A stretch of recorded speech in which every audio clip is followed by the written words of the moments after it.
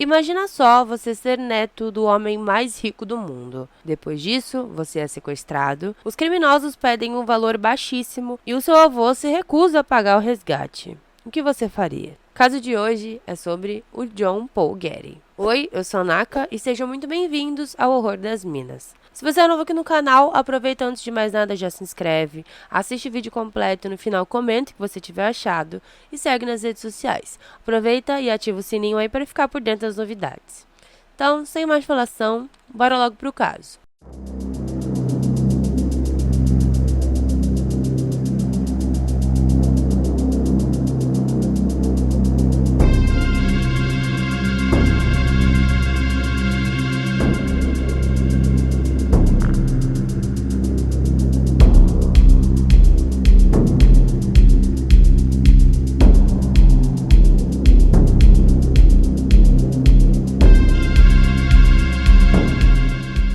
John Paul Getty III nasceu no dia 4 de novembro de 1956 em Minnesota, nos Estados Unidos. Ele era muito conhecido por ser o filho mais velho do casal Abigail e Paul Getty Jr. Além disso, ele era neto de um dos homens mais ricos do mundo, que na verdade já foi um dia o homem mais rico do mundo, um magnata do petróleo chamado John Paul Getty. Todos eles têm o mesmo nome, o avô, o filho e o neto, mas como a gente vai falar sobre o John Paul III, eu vou citar apenas o nome dele, que é John. Na década de 70, o John morava com a sua família em Roma. Ele era considerado um jovem extremamente problemático, era muito festeiro, quase não parava em casa, era completamente o oposto da sua família, né, onde todo mundo era considerado bem certinho. Ele era totalmente o contrário dali. Além disso, ele era o típico menino rico e mimado que aprontava sem querer saber das consequências, porque obviamente nada ia acontecer com ele. Depois dele ter ido para uma de suas festas, no dia 10 de julho de 1973, ele não voltou para casa. Como era algo de costume, ninguém deu a mínima. A mãe achava que ele voltaria a qualquer momento, que ele teria de viajar com os amigos, enfim. Na época, ele tinha apenas 16 anos. Se passaram 2 dias, o John não havia aparecido ainda. E então, a sua mãe Abigail recebeu uma ligação. Nessa ligação, era um homem dizendo que seu filho havia sido sequestrado. De início, ela achou ser alguma piadinha do John ou de seus amigos, e realmente não ligaram, deixaram aquilo passar, realmente só estavam esperando a volta do filho. Se passaram alguns dias, e novamente os sequestradores então ligaram, agora pela segunda vez, pediram um resgate de apenas $500 mil.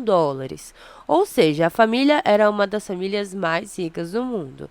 $500 mil não era nada perto do que eles tinham. Porém, o pai do Paul se recusou a pagar o valor, ainda achando que tudo se tratava de uma pegadinha. E foi se passando dias, eles não tinham nenhuma notícia, e a mãe obviamente começou a ficar preocupada. Depois de algum tempo, eles ligaram novamente pela terceira vez, agora então pedindo um valor de $5 milhões.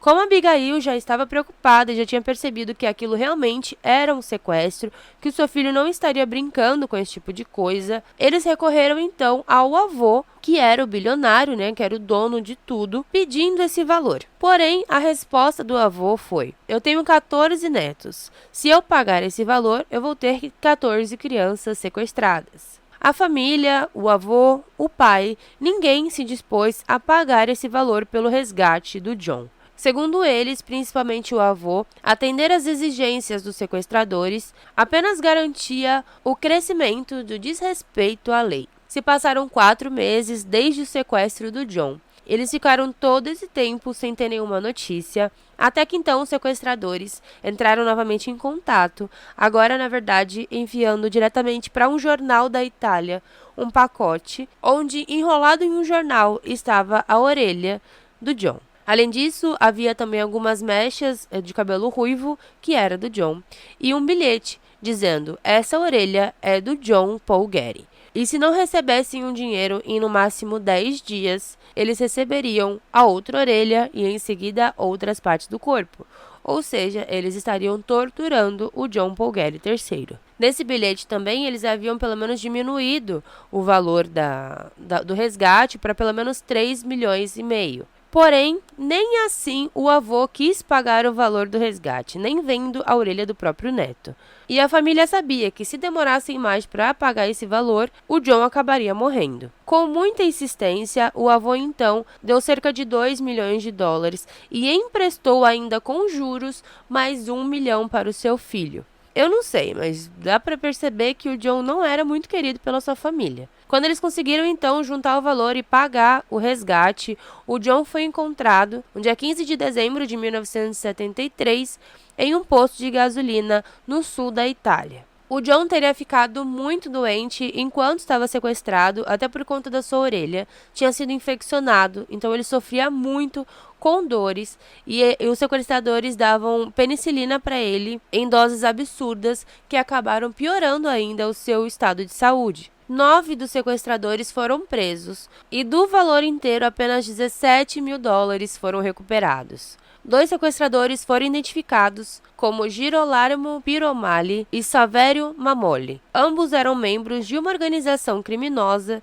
e mafiosa de alto escalão da Itália. Os 2 realmente foram presos e os outros foram liberados por não terem provas exatas contra eles. Um ano depois disso, o John se casou com uma alemã chamada Gisela. Ela era sua namorada e ela, na verdade, já estava grávida de 5 meses. O seu avô nunca aceitou o casamento, porque, segundo ele, ela estaria interessada apenas no dinheiro e queria roubar o dinheiro da família. E o que ele fez depois de tudo? Ele deserdou o próprio neto. Quando John tinha 18 anos, o seu filho Baltazar nasceu e um tempo depois nasceu a sua filha Ana. O casal viveu em Nova York por algum tempo, porém o John nunca conseguiu se recuperar psicologicamente, por tudo que ele havia passado. Ele começou a ter problemas psicológicos muito fortes e começou a ser dependente químico, se viciando em drogas e remédios. Em 1981, ele teve uma overdose de remédio com álcool e por conta disso ele acabou sofrendo um derrame e insuficiência hepática. Com isso, ele acabou ficando tetraplégico,